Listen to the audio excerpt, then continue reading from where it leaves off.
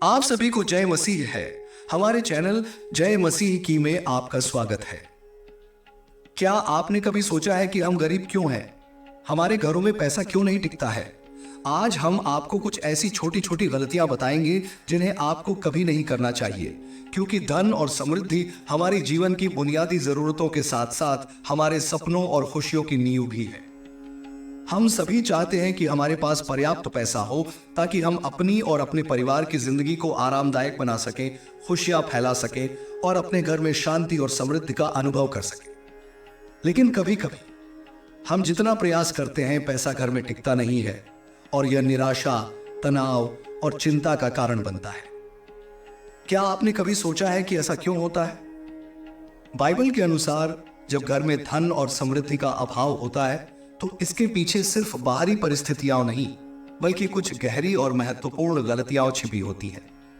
ये गलतियां न केवल हमारे वित्तीय जीवन से संबंधित होती है, बल्कि हमारे आस्थावान दृष्टिकोण, आदतों और ईश्वर के प्रति श्रद्धा से भी जुड़ी होती है। बाइबल हमें स्पष्ट रूप से सिखाती है कि कुछ गलत आदतों और तरीकों से बचकर हम अपने जीवन में समृद्धि और धन का स्थायी प्रवाह आकर्षित कर सकते हैं।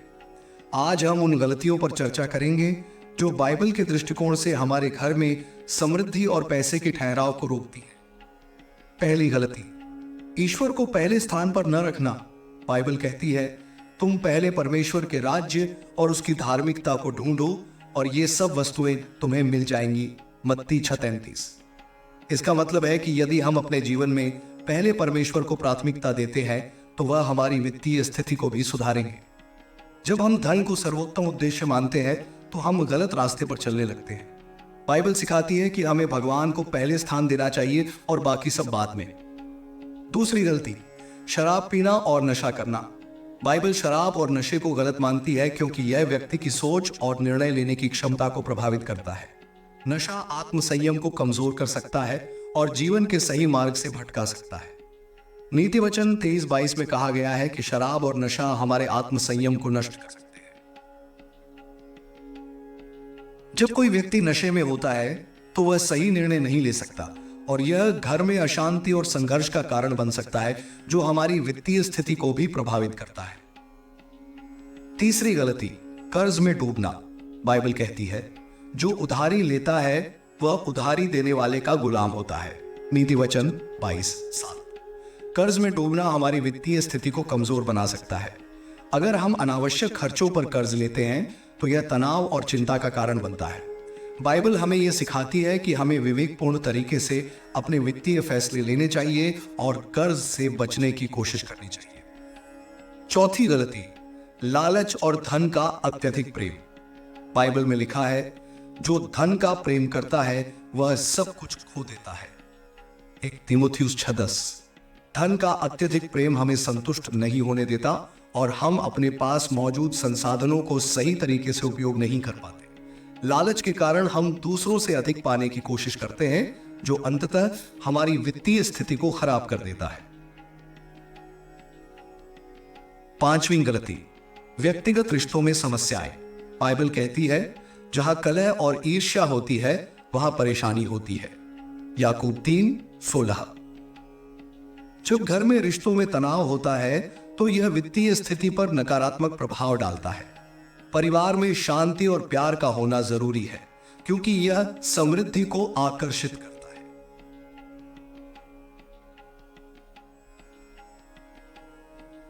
छठी गलती, लक्ष्य की कमी और आलस्य। बाइबल सिखाती है, जो आलसी होता है वह गरीब हो जाता है, लेकिन जो मेहनत करता है वह समृद्ध होता है। नीति वचन 10:4। बिना उद्देश्य और लक्ष्य के काम करने से हम अक्सर अपने लक्ष्य से भटक जाते हैं और धन हमारे हाथ से फिसलता रहता है। बाइबल हमें मेहनत और ईमानदारी से काम करने का आदेश देती है ताकि हम धन का स्थायी प्रवाह सुनिश्चित कर सकें। सातवीं गलती, दूसरों की मदद न करना। बाइबल कहती है, जो अच्छा करते हैं उन्हें उस समय अपनी दया और दूसरों के प्रति प्रेम दिखाना चाहिए। इफिसियों 4:28। जब हम दूसरों की मदद करते हैं तो ईश्वर हमारे लिए धन के रास्ते खोलता है। यदि हम स्वार्थी होते हैं तो धन का प्रवाह हमारे जीवन से रुक सकता है। आठवीं गलती, ईश्वर के धन के प्रति अनादर। बाइबल हमें सिखाती है कि हमें अपनी आय का एक हिस्सा ईश्वर को देना चाहिए। मलाकी 3:10।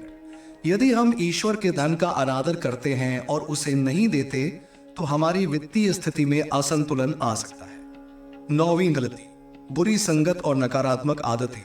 बाइबल कहती है बुरी संगत अच्छे आदतों को बिगाड़ देती है। 1 कुरिन्थियों 15:30। अगर हम बुरी संगत में रहते हैं तो हमारी वित्तीय स्थिति खराब हो सकती है। गलत संगत से हमारी दिशा बदल सकती है और यह हमारे जीवन में स्थिरता और समृद्धि लाने में रुकावट डाल सकती है। निष्कर्ष, बाइबल के अनुसार जब तक हम अपने जीवन में ईश्वर के सिद्धांतों का पालन नहीं करते, घर में पैसा ठहरेगा नहीं। हमें ईश्वर को प्राथमिकता देनी चाहिए, आलस्य से बचना चाहिए और विवेकपूर्ण तरीके से खर्च और बचत करनी चाहिए। जब हम बाइबल के इन सिद्धांतों का पालन करेंगे तो हमारे घर में समृद्धि और धन का प्रवाह होगा। हमारे जीवन में समृद्धि का रहस्य बाइबल के दृष्टिकोण से।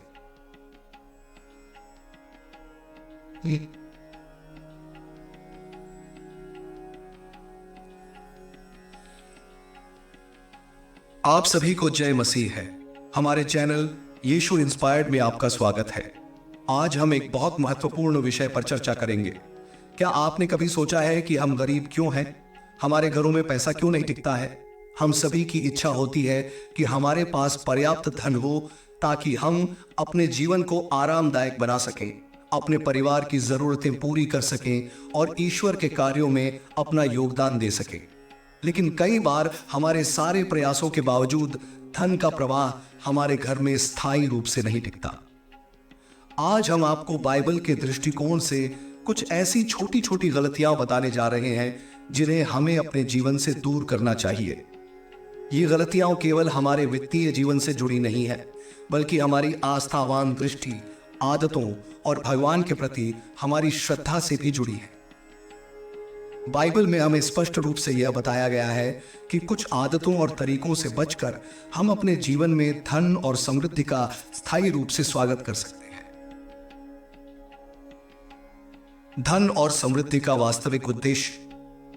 धन और समृद्धि न केवल हमारी बुनियादी जरूरतों की पूर्ति करते हैं, बल्कि ये हमारे सपनों और खुशियों की नींव भी है। समृद्धि का अर्थ केवल पैसा नहीं है, बल्कि यह शांति, खुशी, संतोष और दूसरों की मदद करने की क्षमता भी है। हम सभी चाहते हैं कि हमारे पास इतना पैसा हो कि हम अपनी और अपने परिवार की जिंदगी को आरामदायक बना सकें, दूसरों की मदद कर सकें और अपने घर में शांति और समृद्धि का अनुभव कर सकें। हालांकि कई बार ऐसा होता है कि हमारी सारी मेहनत के बावजूद पैसे का प्रवाह स्थिर नहीं रहता और यह निराशा, तनाव और चिंता का कारण बन जाता है। तो क्या कारण है कि हम जिन प्रयासों को करते हैं उनका असर नहीं होता? बाइबल के अनुसार जब हमारे घर में धन और समृद्धि का अभाव होता है तो इसके पीछे केवल बाहरी परिस्थितियां नहीं होती। इसके पीछे कुछ गहरी और महत्वपूर्ण गलतियां छिपी होती हैं जो हमें सही दिशा में चलने से रोकती हैं। ये गलतियां न केवल हमारे वित्तीय जीवन से संबंधित होती हैं, बल्कि हमारी आस्थावान दृष्टि, आदतों और हमारे जीवन के प्रति दृष्टिकोण से भी जुड़ी होती है। आज हम बाइबल में बताई गई उन गलतियों पर चर्चा करेंगे जो हमारे घर में समृद्धि और धन के ठहराव का कारण बन सकती है। पहली गलती, ईश्वर को पहले स्थान पर न रखना। बाइबल कहती है, तुम पहले परमेश्वर के राज्य और उसकी धार्मिकता को ढूंढो और ये सब वस्तुएं तुम्हें मिल जाएंगी। मत्ती 6:33। इसका मतलब है कि यदि हम अपने जीवन में पहले परमेश्वर को प्राथमिकता देते हैं तो वह हमारी वित्तीय स्थिति को भी सुधारेंगे। बाइबल के अनुसार यदि हम धन को ही सर्वोत्तम उद्देश्य मानते हैं तो हम गलत रास्ते पर चलने लगते हैं। परमेश्वर को पहले स्थान पर रखना हमें उन मूल्यांकन और निर्णयों से बचाता है जो हमारी वित्तीय स्थिति को नुकसान पहुंचाते हैं। बाइबल में यह सिखाया गया है कि हमें धन से अधिक महत्व अपनी आस्था और ईश्वर को देना चाहिए। यदि हम पहले परमेश्वर को प्राथमिकता नहीं देंगे तो कोई भी संपत्ति स्थायी नहीं रहेगी। समृद्धि के बारे में बाइबल का स्पष्ट संदेश है कि हमें पैसे से ज्यादा महत्वपूर्ण चीजों को महत्व देना चाहिए, जैसे कि ईश्वर की सेवा और दूसरों की भलाई। जब हम धन को सर्वोत्तम उद्देश्य मानते हैं तो हम अपने जीवन में भटक सकते हैं, लेकिन जब हम परमेश्वर को प्राथमिकता देते हैं तो वह हमारी वित्तीय स्थिति को भी सुधारते हैं। दूसरी गलती, शराब पीना और नशा करना। बाइबल शराब और नशे की आदत को नकारात्मक मानती है क्योंकि यह व्यक्ति की सोच और निर्णय लेने की क्षमता को प्रभावित करता है। शराब और नशा न केवल हमारे शारीरिक स्वास्थ्य को नुकसान पहुंचाते हैं बल्कि हमारे मानसिक और आध्यात्मिक स्वास्थ्य को भी प्रभावित करते हैं। नीति वचन 23-22 में कहा गया है, जो शराब पीते हैं वे आत्म संयम को खो देते हैं और गलत निर्णय लेते हैं। जब व्यक्ति शराब या नशे में होता है तो वह सही निर्णय नहीं ले सकता। यह न केवल उसे गलत रास्ते पर ले जाता है बल्कि घर में अशांति और तनाव भी उत्पन्न करता है। नशा व्यक्ति के दिमाग को ढीला कर देता है जिससे वह अपने वित्तीय फैसले गलत तरीके से ले सकता है। नशे की आदत से बचकर हम अपने जीवन में शांति, संतुलन और वित्तीय समृद्धि ला सकते हैं। तीसरी गलती, कर्ज में डूबना। कर्ज में डूबना हमारी वित्तीय स्थिति को कमजोर करता है। बाइबल कहती है, जो उधारी लेता है वह उधारी देने वाले का गुलाम होता है। नीति वचन 22:7। कर्ज पर लिया गया धन हमेशा हमें दबाव में डालता है और इसे चुकाने के लिए हमें कठिन प्रयास करना पड़ता है। यदि हम अनावश्यक खर्चों के लिए कर्ज लेते हैं तो यह हमारी वित्तीय स्थिति को और भी कमजोर कर सकता है। बाइबल हमें सिखाती है कि हमें विवेकपूर्ण तरीके से अपनी वित्तीय जिम्मेदारियां निभानी चाहिए और कर्ज से बचने की कोशिश करनी चाहिए। हमें अपने खर्चों पर नियंत्रण रखना चाहिए और आवश्यकता अनुसार ही उधारी लेनी चाहिए। कर्ज के बिना हम अपनी वित्तीय स्थिति को स्थिर बना सकते हैं और हमारे पास अधिक साधन होते हैं जिन्हें हम अपनी भलाई और दूसरों की मदद के लिए उपयोग कर सकते हैं। और धन का अत्यधिक प्रेम। बाइबल में लिखा है, जो धन का प्रेम करता है वह सब कुछ खो देता है। तीमुथियुस 6:10। बाइबल हमें सिखाती है कि जब हम धन को अपना सर्वोत्तम उद्देश्य मान लेते हैं तो हम कभी संतुष्ट नहीं होते। धन का अत्यधिक प्रेम हमें अपने पास मौजूद संसाधनों का सही उपयोग करने से रोकता है और हमें हमेशा अधिक पाने की कोशिश करने के लिए प्रेरित करता है। बाइबल में यह सिखाया गया है कि धन का प्रयोग हमें दूसरों की मदद और भगवान की सेवा के लिए करना चाहिए। हमें धन से प्रेम नहीं करना चाहिए बल्कि इसे एक साधन के रूप में देखना चाहिए जो हमारे और दूसरों के जीवन को बेहतर बनाने में सहायक हो। जब हम धन को एक साधन के रूप में देखते हैं तो यह हमारे जीवन में स्थायी समृद्धि लाने में मदद करता है। पांचवी गलती, व्यक्तिगत रिश्तों में समस्याएं।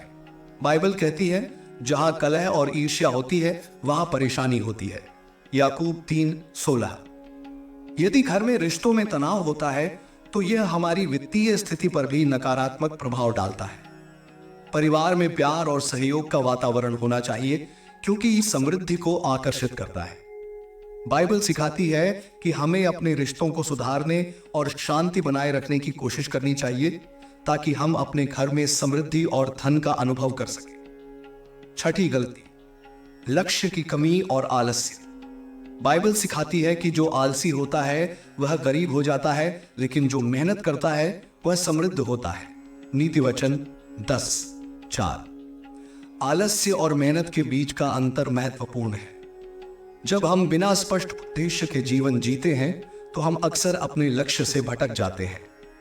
बाइबल हमें कड़ी मेहनत करने और अपने उद्देश्य को स्पष्ट रूप से निर्धारित करने की शिक्षा देती है।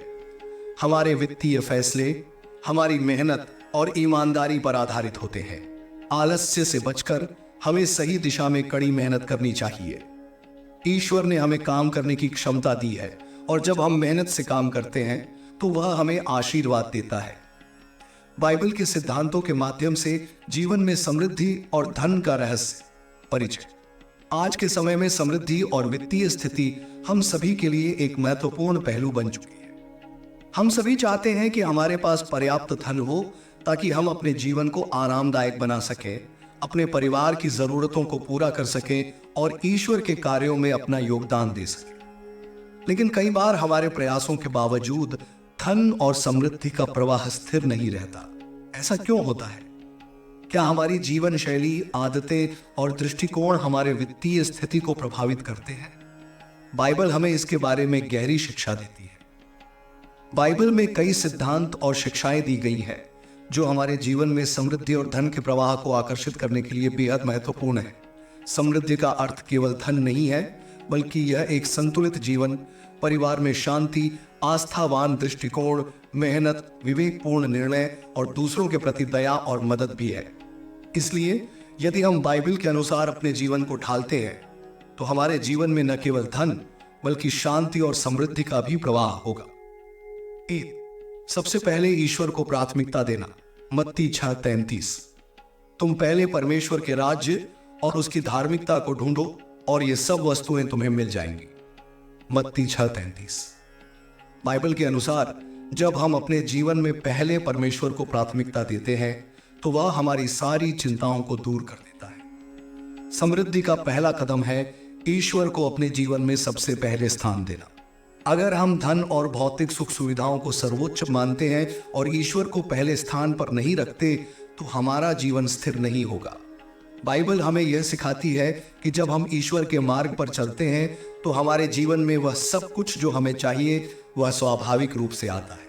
समृद्धि और धन केवल उन लोगों के पास स्थायी रूप से रहते हैं जो ईश्वर के सिद्धांतों का पालन करते हैं और उनकी आस्था परमेश्वर में स्थिर रहती है। 2. शराब और नशा से बचना। नीति वचन 23:21। जो शराब पीते हैं और नशे की आदत डालते हैं वे अपने आत्म संयम को खो देते हैं। बाइबल शराब और नशे के सेवन को गलत मानती है। शराब और नशा हमारे शरीर और मन पर नकारात्मक प्रभाव डालते हैं। ये हमारी सोच और निर्णय लेने की क्षमता को प्रभावित करते हैं और हम सही निर्णय नहीं ले पाते। नशा व्यक्ति के मानसिक संतुलन को बिगाड़ता है, जिसके परिणाम स्वरूप गलत वित्तीय निर्णय हो सकते हैं। जब हम शराब या नशे में होते हैं तो हम अपनी आस्थावान दृष्टि को खो देते हैं और यह हमारी वित्तीय स्थिति पर भी असर डालता है। बाइबल यह सिखाती है कि हमें आत्म संयम रखना चाहिए और किसी भी तरह के नशे से बचना चाहिए। जब हम शुद्ध और संयमित जीवन जीते हैं तो हमारे जीवन में शांति होती है और धन का प्रवाह स्थिर होता है। 3. कर्ज से बचना। नीति वचन 22:7। जो उधारी लेता है वह उधारी देने वाले का गुलाम होता है। कर्ज हमारी वित्तीय स्थिति को कमजोर करता है। जब हम कर्ज में फंस जाते हैं तो हम अपनी आय को उन उधारी चुकता करने के लिए खर्च करते हैं जो हमें अपने उद्देश्य के लिए नहीं खर्च कर सकते। कर्ज के कारण हम अपने परिवार और व्यक्तिगत जीवन में तनाव का सामना करते हैं। बाइबल हमें यह सिखाती है कि हमें विवेकपूर्ण तरीके से अपनी वित्तीय जिम्मेदारियां निभानी चाहिए और कर्ज से बचने की कोशिश करनी चाहिए। हमें अपने खर्चों पर नियंत्रण रखना चाहिए और अनावश्यक खर्चों से बचना चाहिए। जब हम कर्ज से बचते हैं और अपनी वित्तीय स्थिति को संतुलित रखते हैं तो हमारे जीवन में समृद्धि और धन का प्रवाह होता है। 4. धन का प्रेम और लालच से बचना। 1 तीमुथियुस 6:10। जो धन का प्रेम करता है वह सब कुछ खो देता है। बाइबल में कहा गया है कि धन का अत्यधिक प्रेम हमें कभी संतुष्ट नहीं होने देता। धन के प्रति लालच हमारे जीवन में हमेशा असंतोष की भावना पैदा करता है। हम हमेशा और अधिक चाहते हैं और हम उन साधनों का सही उपयोग नहीं करते जो हमारे पास पहले से है। धन को एक साधन के रूप में देखना चाहिए, न कि इसका शिकार बनना चाहिए। बाइबल हमें यह सिखाती है कि हमें धन से प्रेम नहीं करना चाहिए, बल्कि इसे एक साधन के रूप में देखना चाहिए जिसका उपयोग हम दूसरों की मदद और भगवान की सेवा के लिए करें। धन के प्रेम से हमें अपनी दिशा बदलने की आवश्यकता होती है और जब हम धन का सही उपयोग करते हैं तो वह हमारे जीवन में स्थायी रूप से ठहरता है। 5. व्यक्तिगत रिश्तों में शांति और सहयोग बनाए रखना। याकूब 3:16। जहां कलह और ईर्ष्या होती है वहां परेशानी होती है। रिश्तों में शांति और सहयोग बनाए रखना बेहद महत्वपूर्ण है। बाइबल कहती है कि जहां संघर्ष और कलह होती है वहां परेशानियां होती हैं। परिवार में प्यार और समझदारी का होना जरूरी है। जब घर में तनाव और असहमति होती है तो इसका प्रभाव हमारे वित्तीय जीवन पर भी पड़ता है। समृद्धि और धन का प्रवाह तभी संभव है जब हमारे परिवार और रिश्तों में प्यार, समझदारी और सहयोग का माहौल हो। बाइबल हमें यह सिखाती है कि हमें अपने रिश्तों में शांति बनाए रखनी चाहिए और दूसरों की भलाई के लिए काम करना चाहिए। 6. आलस्य से बचना और मेहनत करना। नीति वचन 10:4। जो आलसी होता है वह गरीब हो जाता है, लेकिन जो मेहनत करता है वह समृद्ध होता है। बाइबल सिखाती है कि आलस्य और मेहनत में फर्क है। आलसी व्यक्ति कभी भी समृद्ध नहीं हो सकता, जबकि मेहनत करने वाला व्यक्ति अपनी मेहनत का फल पाता है। हमें आलस्य से बचना चाहिए और अपनी मेहनत से अपने सपनों को पूरा करने की कोशिश करनी चाहिए। सच्ची समृद्धि कड़ी मेहनत और सही दिशा में काम करने से आती है। बाइबल यह सिखाती है कि हमें अपने जीवन में स्पष्ट उद्देश्य और लक्ष्य निर्धारित करना चाहिए और कठिनाइयों के बावजूद मेहनत करनी चाहिए। 7. दूसरों की मदद करना। इफिसियों 4:28। जो अच्छा करते हैं उन्हें अपनी दया और मदद दूसरों को दिखानी चाहिए। बाइबल सिखाती है कि हमें दूसरों की मदद करनी चाहिए। जब हम जरूरतमंदों की मदद करते हैं तो ईश्वर हमारे लिए धन के रास्ते खोलता है। स्वार्थी होना और केवल अपनी भलाई की चिंता करना हमारी वित्तीय स्थिति को बाधित कर सकता है। बाइबल हमें यह सिखाती है कि हमें अपनी संपत्ति का कुछ हिस्सा दूसरों की मदद के लिए देना चाहिए। जब हम दूसरों की मदद करते हैं तो ईश्वर हमें आशीर्वाद देता है और हमारे जीवन में धन और समृद्धि का प्रवाह होता है। 8. ईश्वर के धन के प्रति अनादर से बचना। मलाकी 3:10। तुम मेरे भंडार घर में दान दो ताकि मेरा घर भरा रहे। बाइबल में यह सिद्धांत है कि हमें अपनी आय का एक हिस्सा भगवान को देना चाहिए। यह हमारी आस्था का प्रतीक है और भगवान के प्रति हमारे सम्मान को दर्शाता है। जब हम अपने संसाधनों का कुछ हिस्सा भगवान को देते हैं तो वह हमारे जीवन में अधिक आशीर्वाद और धन भेजता है। अगर हम ईश्वर के धन का अनादर करते हैं और उसका हिस्सा उसे नहीं देते तो हमारे जीवन में असंतुलन पैदा होता है। बाइबल सिखाती है कि हमें अपने धन का कुछ हिस्सा भगवान को देना चाहिए ताकि हमारे जीवन में स्थिरता और समृद्धि बनी रहे। निष्कर्ष। बाइबल के अनुसार समृद्धि और धन का प्रवाह हमारे जीवन में तब तक नहीं ठहर सकता जब तक हम ईश्वर के सिद्धांतों का पालन नहीं करते। हमें ईश्वर को पहले स्थान पर रखना चाहिए, आलस्य से बचना चाहिए, कड़ी मेहनत करनी चाहिए, दूसरों की मदद करनी चाहिए और कर्ज से बचना चाहिए। जब हम इन बाइबल सिद्धांतों को अपने जीवन में उतारते हैं तो हमारे जीवन में समृद्धि और धन का स्थायी प्रवाह होता है। धन की सच्ची पहचान तभी होती है जब हम इसे एक साधन के रूप में समझते हैं और इसका सही उपयोग करते हैं। समृद्धि केवल धन में नहीं बल्कि शांति, संतोष और दूसरों की मदद में भी है।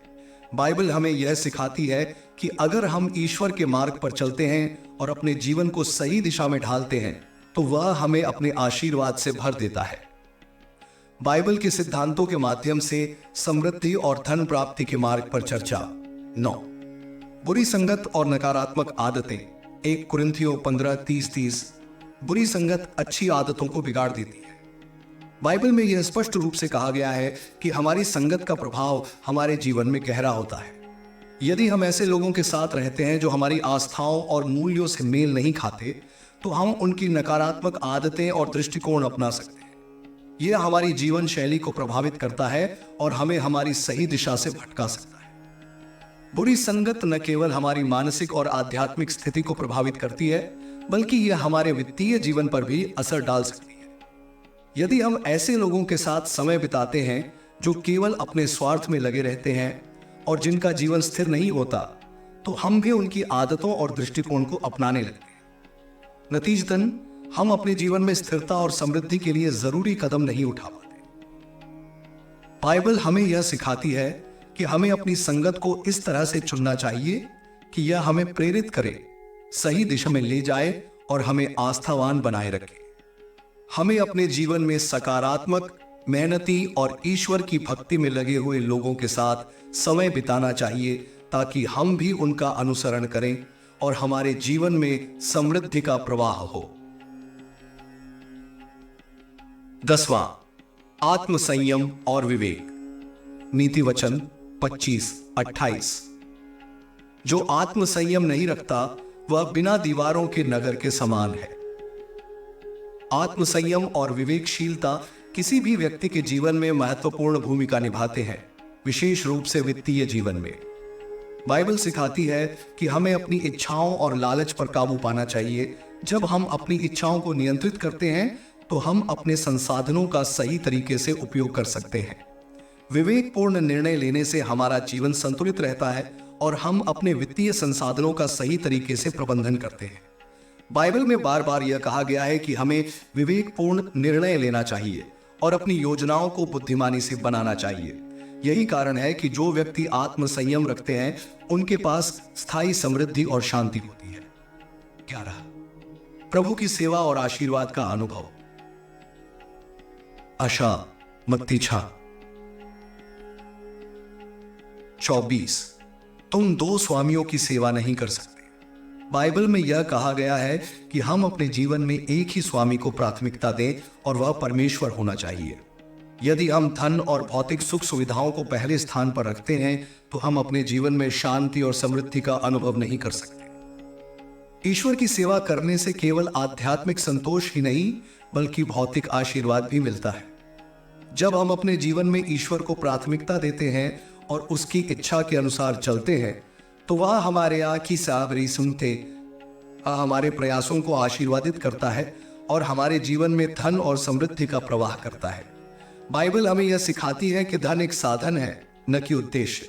इसलिए यदि हम धन को केवल एक साधन के रूप में देखते हैं और इसका सही उपयोग करते हैं तो यह हमारे जीवन में स्थिरता और समृद्धि लेकर आएगा। 12 जीवन में संतुलन बनाए रखना। फिलिपियों 4:11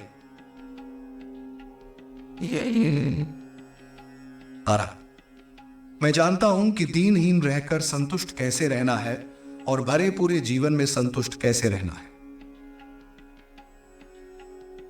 बाइबल हमें यह सिखाती है कि जीवन में संतुलन बनाए रखना जरूरी है। कभी कभी हम अधिक धन और भौतिक सुखों की तलाश में संतुष्टि खो देते हैं। बाइबल का यह सिद्धांत हमें यह सिखाता है कि हमें किसी भी स्थिति में संतुष्ट रहना चाहिए, चाहे हम अमीर हों या गरीब, और अपनी आस्था और उद्देश्य पर ध्यान केंद्रित करना चाहिए। धन और समृद्धि का प्रवाह केवल उस व्यक्ति के पास स्थिर रहता है जो जीवन में संतुलन बनाए रखता है।